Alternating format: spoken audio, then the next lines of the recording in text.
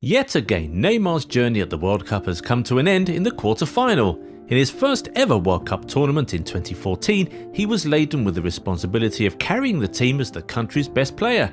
The tournament, which was played on home soil, actually started out very well for him, with him scoring 4 goals to take Brazil to the quarter-final, and that quarter-final was where his tournament ended as he left the pitch on a stretcher because of an injury.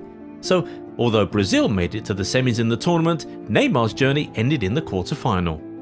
In 2018, he was a more mature player, and that only came with more responsibilities, having the most successful nation in the world depending on him. Once again, he started out very well, but his entire tournament was plagued by talks from fans and the media that he was going downhill. He was even turned into a meme all over the internet. Eventually, the journey ended for him in the quarter-final yet again, losing 2-1 to the eventual third-place team Belgium. It was a huge disappointment, but Brazil immediately started looking forward to the 2022 World Cup in Qatar. In the 4 years between the tournaments, Brazil were able to assemble an incredible army of super talented young players. The likes of Rodrigo, Militao and Vini Jr. had joined the squad and were going into their first ever World Cup as Champions League winners. Then there were the likes of Rafinha, Martinelli, Antony and Richarlison joining the team as important players at their respective big European clubs. And don't forget the old guard of Thiago Silva, Marquinhos, Casemiro, Alexandro and of course Neymar himself, all of whom went into the 2022 World Cup in really fine form. No doubt, Brazil had the best squad coming into this World Cup, especially with France suffering huge injury blows to some of their biggest players including Kante, Pogba and Benzema. But yet again, with the abundance of talent and experience, they failed to get past the quarter-final, this time being knocked out by the finalists from the last edition, Croatia.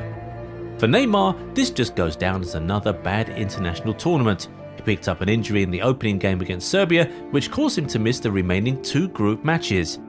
That made it the second time he's picked up an injury at the World Cup. He's only been to 3 tournaments. That's surely not good luck.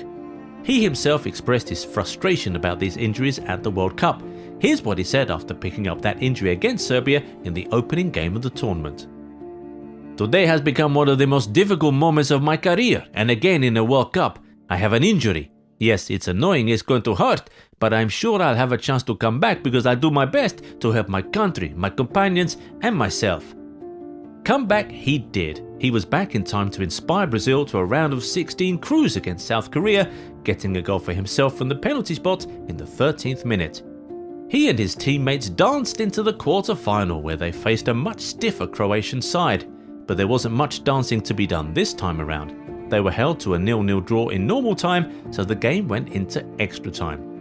And with just seconds to go to half-time of extra time, we saw a moment that made us all think that perhaps this could be the year when Neymar breaks his World Cup curse.